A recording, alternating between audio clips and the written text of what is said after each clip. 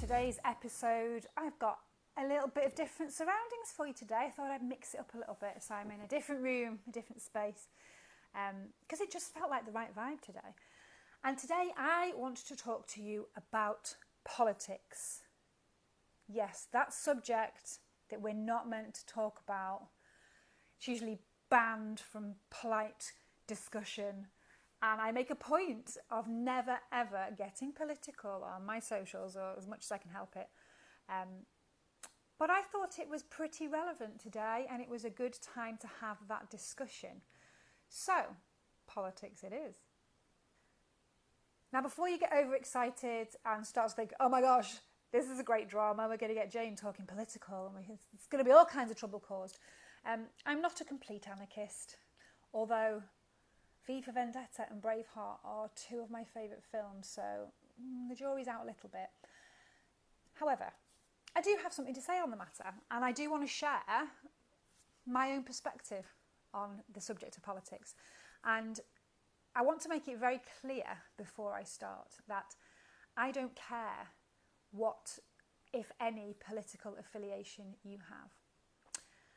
I am not interested in whether you consider yourself to be Conservative, to be Labour, to be Lib Dem, to be Green, to be Reform, to be Monster Raving Loony Party, or any other political party. That is not my interest. My interest is in what matters to you. And the fact that a lot of us are so far removed from our own thoughts, feelings, behaviours, from our own values, that we don't really know what matters. We don't know what matters anymore. We're so caught up in the daily grind, and we're so caught up in the stress of life in this day and age, that we really lose touch with what matters. And what tends to happen is, if you've heard me talk about this before, is we have the flock response.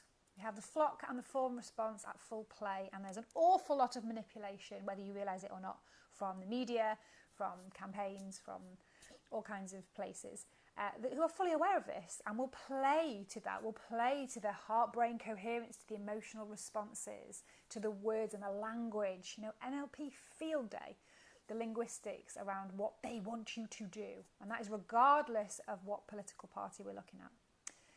Now, there are some great people. There are some great people doing some great things. And before you ask, no, this is not a campaign speech. I am most definitely not running for anything at all. That is the last thing that I would ever do.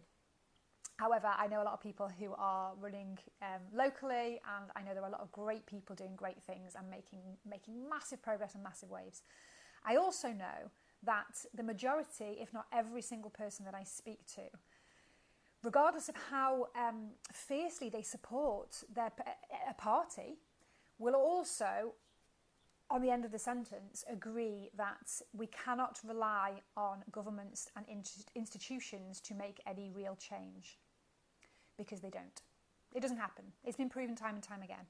They also agree that, contentious issue, I know, but politicians can't be trusted. Sweeping statement. I think it's pretty much a generalisation that I feel in my bones is a truth. Big government level, they don't really care about the little people. They're not really bothered about change. Whether you go down any kind of rabbit hole or conspiracy theory is irrelevant. The fact remains that most people agree that the politicians and the governments don't actually care about you. Yet they'll still be fiercely sticking with a party, because they want to have something to believe in. They want to have something that they can have hope and that they can believe in. And I've said this on stage, what I just mentioned to you then, a quote that time and time again when we do shows, and I'll say on the stage, we cannot rely on governments and institutions to create any lasting change. That has to come from the people. And the people have power.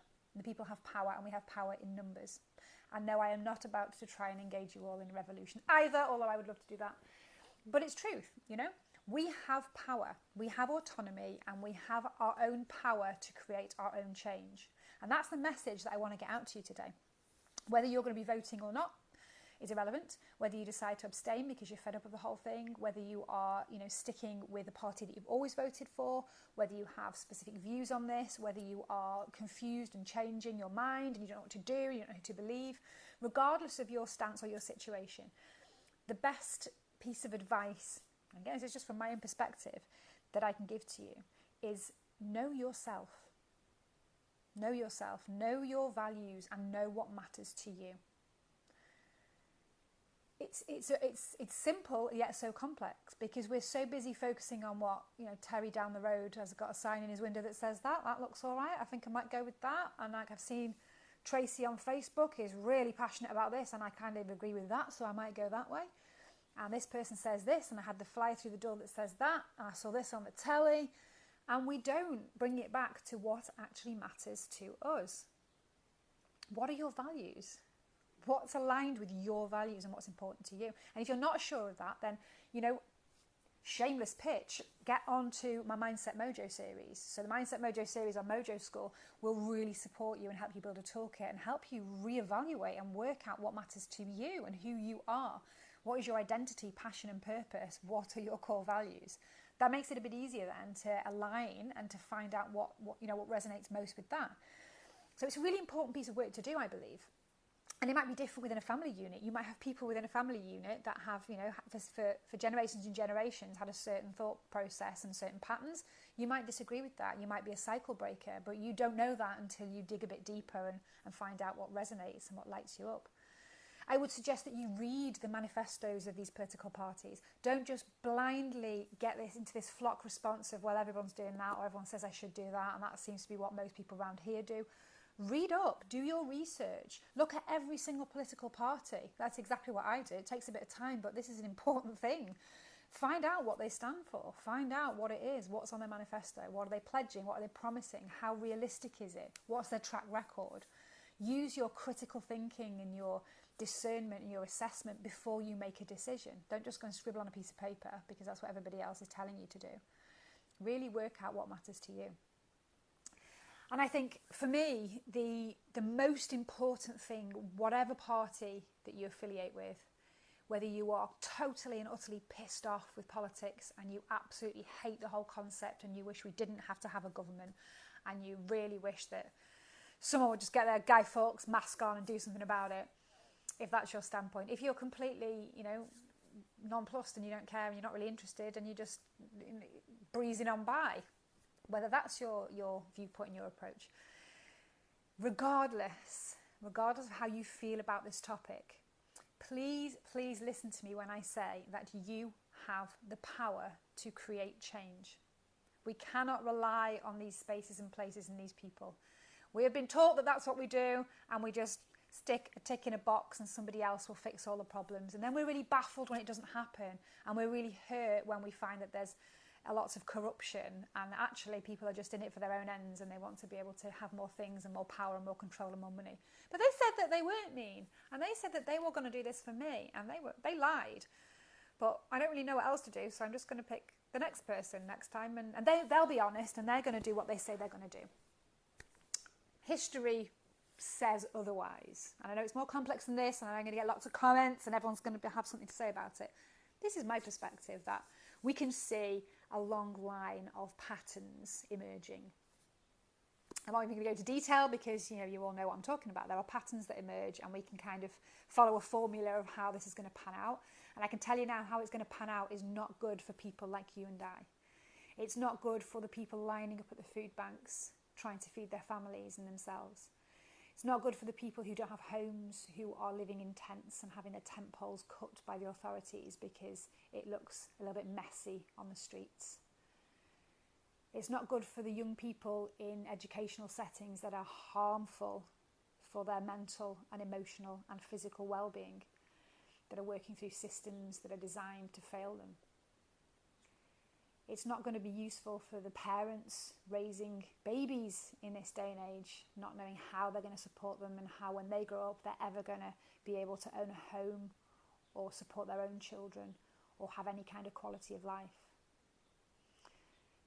It's not good for our military or our veterans that are coming out from serving their country and then left on the streets with no support, no help, bounced around between services. It's not useful for any of that. It's not good for any of our frontline services, the people that work so hard, the people who help people. It's not good for any of us. So what we need to do is get out of a space where we just lose hope completely and where we put blind faith in the people who time and time again have proven to us that they do not have our best interests at heart and that they have other agendas. We can do that. We can take some power. We can research. We can find the party and we can find the person that aligns the most with our values and what matters most to us. And we can support them wholeheartedly. And as I said at the beginning, I don't care who you affiliate with.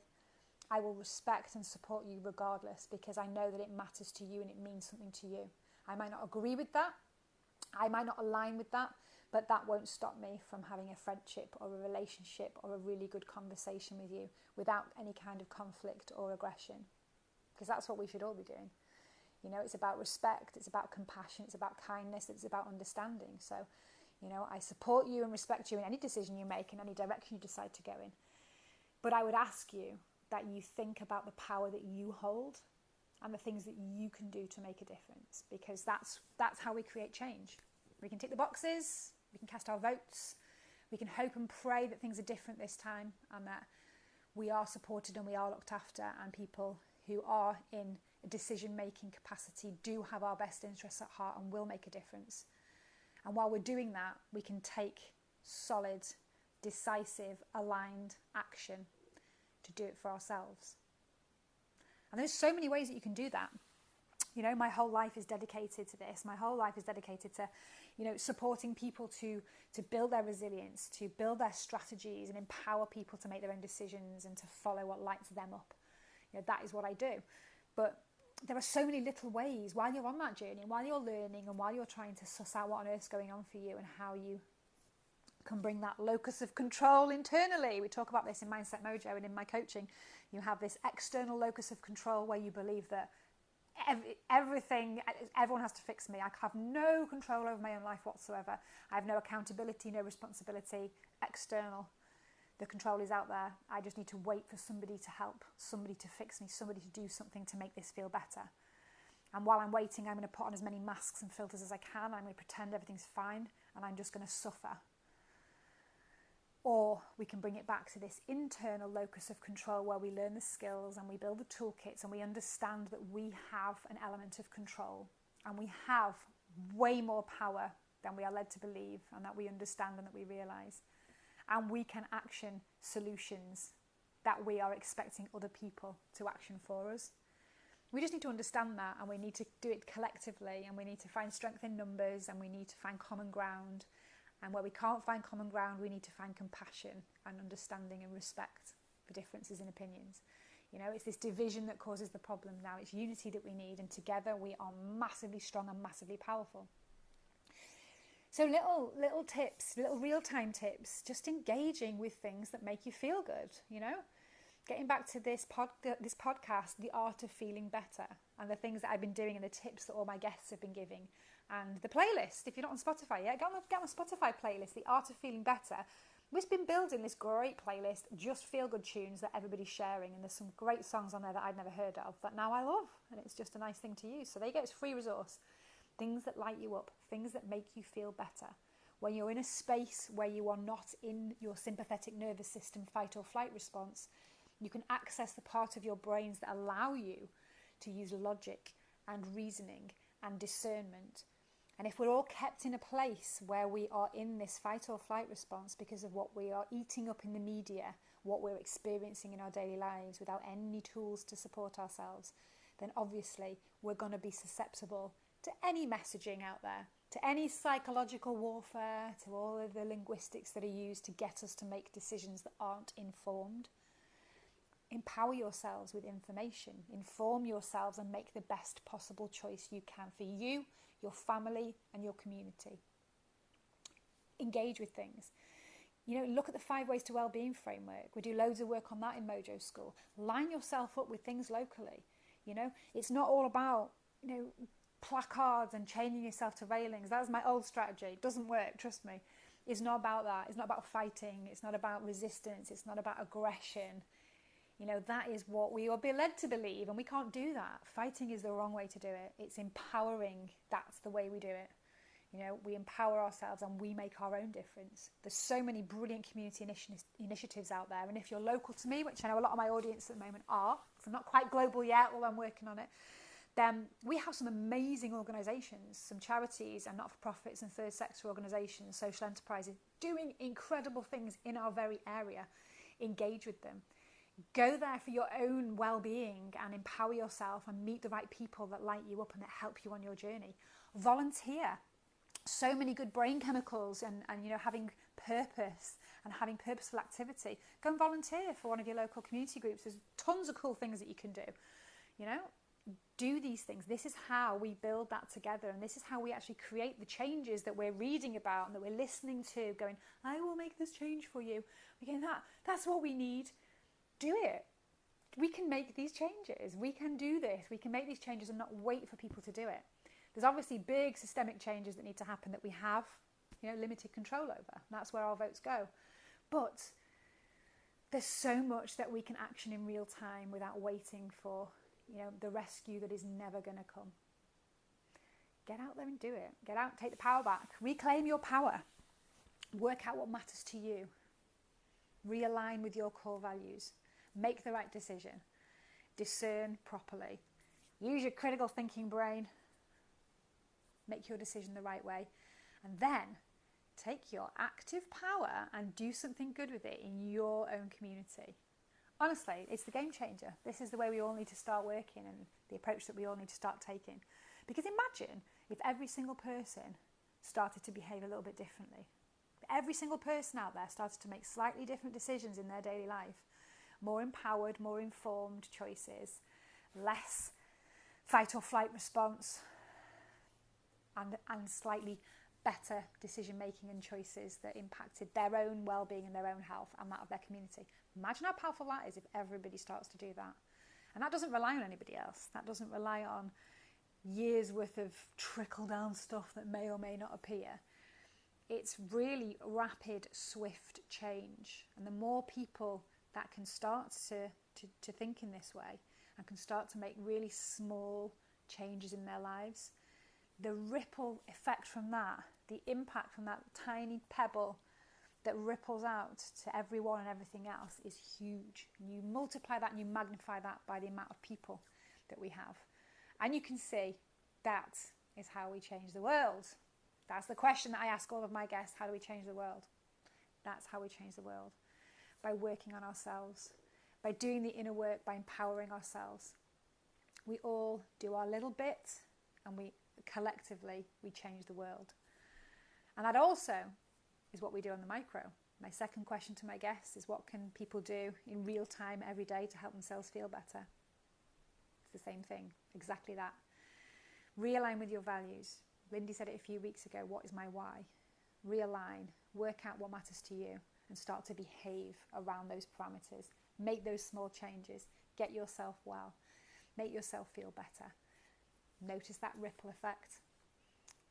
Reaches out far and wide, and collectively we create that change. So I'm going to put another tune on the Spotify playlist on the back of this.